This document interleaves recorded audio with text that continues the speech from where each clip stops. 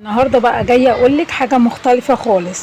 ازاي اخلي مشتريات الاسبوع واحد تكفيني لمده 10 ايام من غير كده ما احس ان انا بحرم ولادي، ومن غير ما افضل بقى طول الشهر نازله اشتري حاجات كل يوم. انا بقى هتكلم معاكم ازاي تخلي مصروف اسبوع يكفيكي لمده 10 ايام، ولو انتي ماشيه بميزانيه يوميه هتوفري كمان يومين 3 من الايام اللي انتي كمان لو ماشيه بميزانيه شهريه يعني مش هتيجي اخر الشهر وتحتاري هتعملي ايه في اخر كام يوم كده في الشهر زي ما بنعمل كلنا او اغلبيتنا. فطبعا ان شاء الله الفيديو ده مهم جدا، هقولك شويه حاجات باذن الله من خبرتي نفعوا معايا جدا، فعايزه اقولهم لك عشان خاطر انتي كمان تستفادي منها. حبايب قلب اخواتي الامارات، لو اول مره بتشوفوني معاكم اختكم هبه، شرف ليا يا بنات ان انتوا تنضموا معانا، واهلا وسهلا بكل حد جديد انضم معايا للقناه. كلكم فوق راسي وشرفتوني ونورتوني، واهلا بكم جميعا. يا رب كل اللي تدوس لايك للفيديو دوت يا رب يرزقها بزيارة الحبيب المصطفى عليه الصلاة والسلام، انا وانتم اجمعين يا رب. ويا رب كل اللي تكتب كلمة حلوة او دعوة حلوة يا رب ولها المثل يا رب، ويرزقكم بكل ما تشتاقوا. حبايب قلبي واخواتي الامارات، النهارده يا بنات انا حبيت اعمل لكم الفيديو دوت. انا ام زيكم بحتار، ساعات ببقى مش عارفه اعمل ايه، ساعات الدنيا بتبقى متزنقه معايا، المصروف طبعا ساعات مش بيكفي، فانا من هنا حبيت ان انا اعمل لكم حاجه مختلفه ان شاء الله تستفادوا منها باذن الله.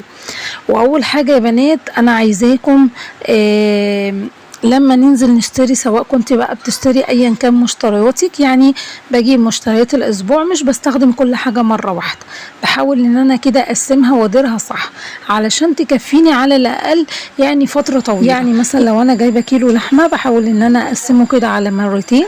وكمان يا بنات ما بطبخوش كده مثلا مره واحده، لكن انا بسلقه كله وبعدين بقسمه كده على مرتين، وباخد كده مثلا قطعتين منه وبخليهم على جنب كده احطهم في الفريزر.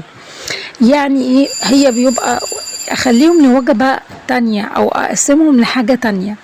لو جايبه مثلا نفس الكلام في البانيه، مثلا باخد قطعتين من البانيه اللي انا بعمله واسيب الباقي للوجبه تانية، يعني اخد قطعتين منه واشيلهم برضو في الفريزر اتنين، يعني مرة على مرة الاقي نفسي جمعت وجبة تانية موجودة عندي في الفريزر. فالصراحة الموضوع دوت بينفعني جدا. اللحمة برضو بلاقي نفسي مثلا في 4 قطع ولا حاجة، 4 قطع لو كبار مثلا بقطعهم كده وبخليهم في طاجن صغير، او بقطعهم لقطع كده صغيرة بعمل منه طاجن، او طاجن كوسة، او طاجن مثلا برام بامية، يعني على حسب ساعات لما بيكون الموجود. كمان البصل يا بنات انا بحب من الحاجات اللي بتفرق معايا جدا، وبفرزها وبحطها في الفريزر، وده بيخليني استفيد منه فترة اطول من الاسبوع كمان. ممكن من المشتريات ديت اللي انا جبتها للاسبوع تكفيني اكتر من ال10 ايام كمان، او على حسب الاستهلاك بتاعك. يعني مثلا جبت 2 كيلو بصل، بتحاولي على قد ما تقدري تفرزيهم وتخليهم في الفريزر، بيكفوا معاكي جدا وبيفرقوا معاكي قوي كمان، اولا في راحتك وكمان ثانيا في فلوسك. فلما تيجي مثلا الاسبوع اللي بعده لما تلاقي عندك مثلا بصل متوفر، هتلاقي عندك مثلا هتوفريك مثلا حاجة فلوس، مثلا اللي انت كنت هتشتري البصل بتاع كل اسبوع ممكن تجيبي بيها حاجة تانية. طيب عايزة اقول لكم كمان ممكن بعد يوم او 2 بعمل كده يوم اسمه يوم الموجود. يعني ايه يا بنات؟ يعني انا بشوف اللي عندي واطبخه، بدل ما اروح انزل اشتري حاجه جديده، لا ممكن بقى الاقي ايه كام قطعه زي ما قلت لكم من البانيه، اعمل جنبها شويه مكرونه، اعمل جنبها شويه طماطم مخلله، يعني بدخلها كده في اكله وبعملها في اكله، بطلع منها اكله بسيطه. لو عندي شويه لحمه مفرومه برضو بعمل منها اكله بتطلع من يعني عندي شويه لحمه مفرومه ممكن بدخلها في صينيه مكرونه، او اعملها اكله تكفينا كده مع شويه خضار.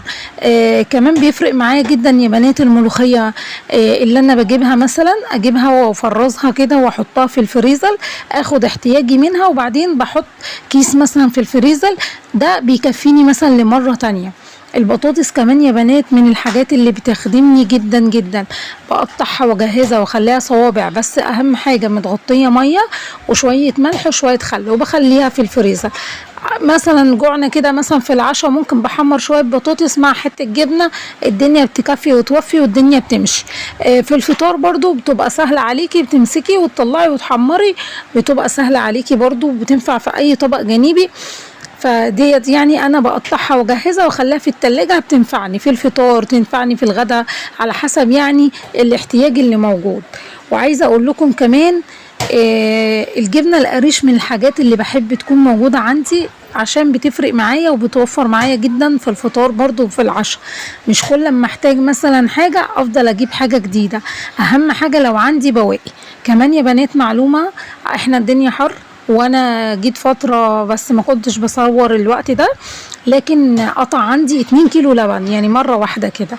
هو كان الجو حر، وكل ما اغلي كيلو لبن الاقيه قطع، اغلي كيلو التانية الاقيه قطع. فالموضوع دوت يعني قلت ان انا استغله، قلت استغله يعني نعمل منه جبنه. ممكن تكون او تجيبي مثلا كام قطعه جبنه رومي وتضربيهم في الخلاط وتحطيها، تاخد طعم الجبنه الرومي مع معلقتين قشطه من اي بقى بواقي عندك، قشطه انت محوشاها بقى من اللبن او محوشاها او عندك يعني انت محوشاها.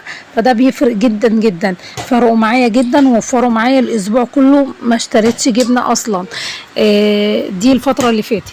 هنا يا بنات البصل انا بعمل هنا، انا خرطت كده، يعني انا بجهز الاكل بتاع الاسبوع كله. يعني انا هنا خرطت بصل كده للطاجن، هعمل ان شاء الله طاجن لحمه.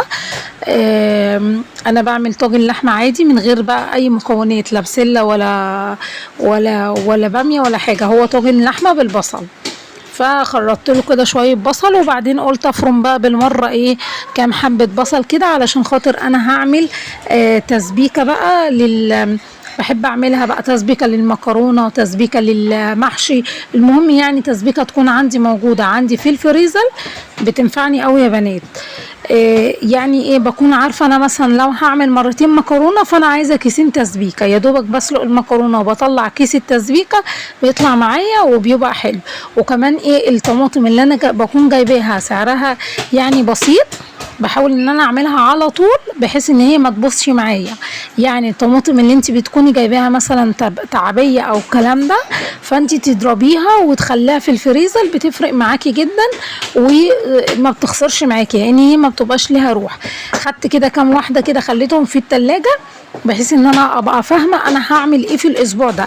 يعني انت هتعملي مثلا محشي، تسبيكه محشي، فتكوني سايبه الكيس بتاع تسبيكه المحشي، بحيث ان انت لما تجيبي الحاجه بيبقى مش وراكي غير تنظيف مثلا خضار او مثلا سلق الكرنب، هتطلعي الكيس بتاع التسبيكه وتعمليه.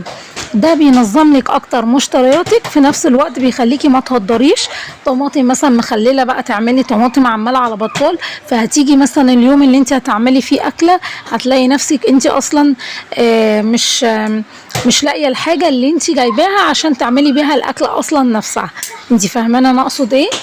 طيب انا هنا يا بنات نزلت بقى بالسمنه، وهحمر البصلايه كده شويه تحميره حلوه عشان انا هسبك البصل مع الطماطم، والناحيه التانيه برضو هقلب البصلايه مع شويه زيت علشان خاطر اعمل التسبيكه بتاعه المكرونه، وهقسمها كده على كيسين واخليها في الفريزر. قلت هغسل الطماطم كده وهضربها كده في الخلاط واعملها على طول.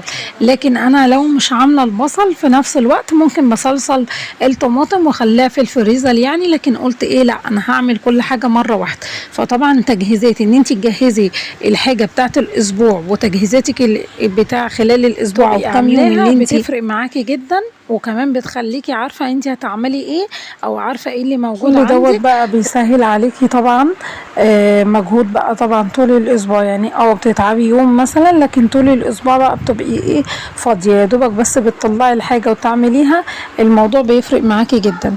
بحاول ان انا زي ما قلت لكم البصل من الحاجات اللي بتفرق معايا جدا في الفريزر وبحطها، فبيخليني استفيد بيه اطول فتره يعني. بشوف ايه اللي موجود، بعمل يوم كده في وسط الاسبوع زي ما قلت لكم. ممكن بلاقي كام قطعة كده من البانيه بعملها اكلة، شوية لحمة مفرومة بعملها برضو في اكلة بسيطة يعني. اعمل شوية لحمة مفرومة ممكن اعمل بيهم صينية مكرونة بشاميل، اكلة تكفي. كمان الخضار بيفرق معايا جدا في التفريزات والكلام ده. الجبنة القريش يا بنات بتنفعني جدا، بحب ان هي تكون موجودة عندي لانها بتوفر عليا كتير قوي في الفطار والعشاء. انتوا فاهمين؟ دي كلها شوية حاجات بتفرق جدا. كمان بواقي الاكل يا بنات، انا ما بحبش ارمي بواقي الاكل. يعني لو فاض عندي مثلا عامله صينيه مثلا بطاطس، او عامله بطاطس مثلا حله بطاطس مثلا ورز بالشعريه، وكنت عامله جنبيها فراخ، فتاني يوم مثلا بقى عندي كميه بطاطس مناسبه، اروح مثلا عندي مثلا 300 جرام لحمه، ربع كيلو لحمه مفروم، يعني المهم بكورهم كده وبعملهم بحمرهم وبحطهم في كده صينيه البطاطس، بتجدد معايا الاكله جنب رز بالشعريه. كده انت عملتي اكله اصلا جديده من بواقي اكل اصلا انت كنت هترميه. فلو فاض عندك اكل من اليوم اللي قبله، حاولي ان انت تعمليه اكله جديده بدل ما يترمي. الفكره مش في انك تشتري اكل قليل، الفكره انك تشتري على قد ميزانيتك وتعرفي تديري اللي موجود عندك، وفي نفس الوقت يعني ممكن انا عارفه فاهمه ومتفهمه ان ممكن بيت يخلص الاكل ده في اسبوع، ممكن بيت تاني يكفيه الاكل دوت لمده 10 ايام، كل واحد على حسب طريقته والتقسيمه والتخزين اللي بيعملها يعني. فده بالنسبه لي بيوفر وقت ومجهود، وكمان الاهم ان هو بيوفر معايا برضو فلوس. فالحاجات اللي في الفريزر التلاجة اقدر اعمل منها اكلة بدل ما انزل اشتري منها الجديد، فده بيفرق معايا. كمان من الحاجات اللي بحب اعملها قوي وانا شغالة في المطبخ، يعني ما بسيبش المواعين يا بنات لاخر اليوم، لا انا هي طول ما انا واقفة قدامي الحاجة محتاجة مثلا ان انا اقف اقلب بصلاية، اقلب تسبيكة، مش عارف ايه، اروح شغالة كده في الحوض شوية حاجات. لو انت خصوصا كمان ان المطبخ يكون عندك مثلا ضيق، فده بيوسع معاكي. طب تعالوا نشوف المشكله اللي جات لي يا بنات النهارده، وبتقول لي السلام عليكم ورحمه الله وبركاته، انا وخطيبي بيحصل بينا تجاوزات كتير بس في التليفون، حاولت امنعه كتير يبطل ويرجع تاني. قلت قبل كده انا ممكن هفركش، بس قلت هسأل صحابي المخطوبين لو خطابهم يعني بيتكلموا معاهم في كده. المشكلة ان انا اتصدمت لان كل الرجالة كده بجد، طول ما بيحب واحدة فخلاص مش عارف يفكر فيها غير في كده، وبالذات لو الجواز قرب. هل ده طبيعي ولا فركش معاه ولا لأ، ولا هو بيحبني قوي بصراحة وانا كمان بحبه؟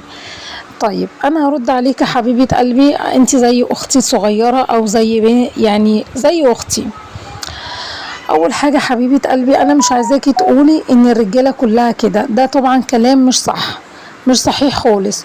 وان الرغبة والانجذاب بين اتنين مخطوبين ممكن يكون موجود عادي وده طبيعي، لكن يا بنتي التجاوزات نفسها مش معناها انك انت لازم يحصل بينك حاجة زي كده او يحصل بينكم تجاوزات خالص. انت مش مطالبة تقبلي بحاجة زي كده.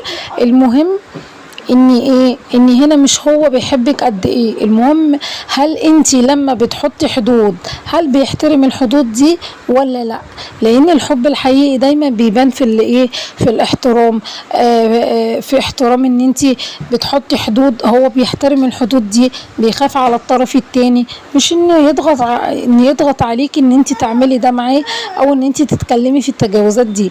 وكمان عايزه اقول لك لو انت بقى انتبهت شوية كذا مرة ونبهتيه وقلتي له كل شوية هو بيرجع للتصرفات دي بعد ما انت بتوقفيه، لا اقعدي معاه للمرة الأخيرة بوضوح كده وقولي له ان الموضوع ده مرفوض نهائي بالنسبة ليكي، وانك عايزة فترة الخطوبة دي تكون فترة في حدود اللي يرضي ربنا وحدود اللي تحافظ على علاقتكم. وعايزة اقولك طول ما انت عاملة حدود وخايفة ربنا ان العلاقة دي هتستمر، لكن لو استمرتي في التجاوزات والله صدقيني يمكن 90% الموضوع يعني بيحصل فيه انفصال. فانت قولي له عايزه اعمل حدود اللي ترضي ربنا وتحافظ على علاقتكم، وشوفي ردة فعله ايه، شوفي التصرف اللي انت اللي هو هيقول لك ايه بعد الكلام دوت. مش مجرد بس ان انت تفكري في ان انت عايزه تفركشي، لا، انتي تقولي له ان عندك رغبة في الانجذاب ليه، لكن فكرة ان لو مش قادر يحترم رفض حدودك من دلوقتي، فطبعا هيكون واضح بالنسبة لك، فالنقطة دي مختلفة تماما. فطبعا يعني هو لازم يحترم الحدود ديت. وانا لو انتي بنتي او اختي هقولك احترمي حدود اللي ربنا قالك عليها طول الفترة دي، عشان ربنا يحافظ على علاقتكم وربنا يكتب لكم الخير، ويا رب يهدي لكم الحال ويصلح لكم الحال، ويا رب دايما تكونوا متجمعين على الخير وفي حلال ربنا. قولي له يا سيدي في حلال ربنا نبقى نعمل اللي احنا عايزينه، واسال الله العظيم رب العرش الكريم ان يهديك للطريق الصح، ويا رب ما يغير عليكي، ولكن في حدود اللي ربنا قال لنا عليها، علشان خاطر انت زي بنتي او زي اختي. انا بقولك حافظي على نفسك وده مش عيب، وربنا يكرمك في حياتك ان شاء الله. واتمنى يا رب ليكي السعاده يا رب دايما، واتمنى ان انت تردي عليا وتقولي لي خلاص الموضوع تمام وانا حطيت حدود والدنيا تمام وزي الفل. وبكده يا بنات اكون خلصت بقى التسبيكه، هتقسمتها كده على كيسين، وادي الطاجن اهو هدخله بس ياخد وش كده في الفرن. الحمد لله رب العالمين. اتمنى يا رب اكون فدتكم ويكون الفيديو ده فيه افاده ليكم. اشكركم يا بنات على ان انتوا تابعتوني لحد هنا، بشكركم جدا يا رب. كل واحده سمعتني لحد الاخر يرزقها بكل ما تشتاق يا رب، ويرزقها بفرحه قد الدنيا وزياده. ما تنسوش يا بنات تصلوا على النبي في كومنتات ودعوه حلوه منكم، وبرده ردوا عليها لو انا ردي مش صح، او لو انتوا شايفين حاجه تانية. اتمنى لكم يا رب الخير كله. اشوفكم على خير يا بنات في رعايه الله، واشوفكم على خير في فيديو جديد. مع السلامه.